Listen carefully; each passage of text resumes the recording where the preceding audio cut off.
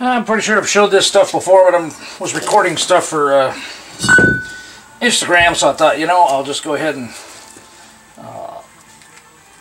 do a quick video for YouTube.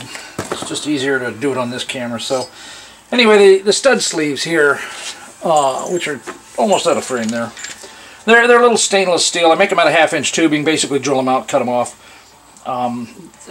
There's a few challenges because it's such thin wall, but anyway, how they work is, once I open up the center here to clear the registration nub on the hub,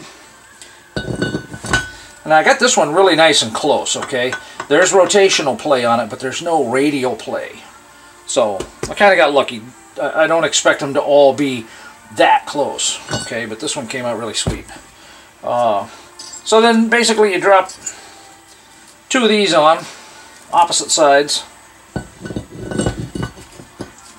Then when the rotor comes down, there's no longer any radial in and out or rotational, okay?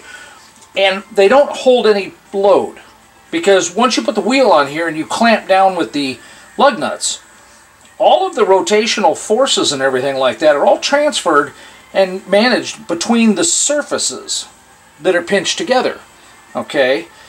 The cones on the lug nuts only serve a purpose of registering the wheel to the studs, okay? The cones don't actually help with any of the rotational load.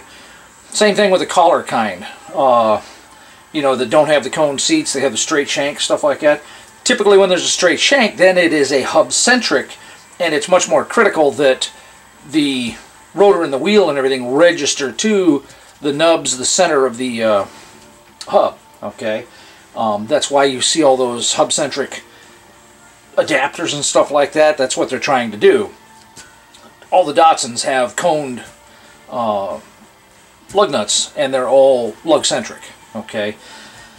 So I just have to get it pretty darn close so that once it all clamps together and stuff like that, you know, it's not, doesn't have bad wobble or anything like that. So this is good to go. So I've got 3 more rotors to cut, and then hopefully I can go to bed.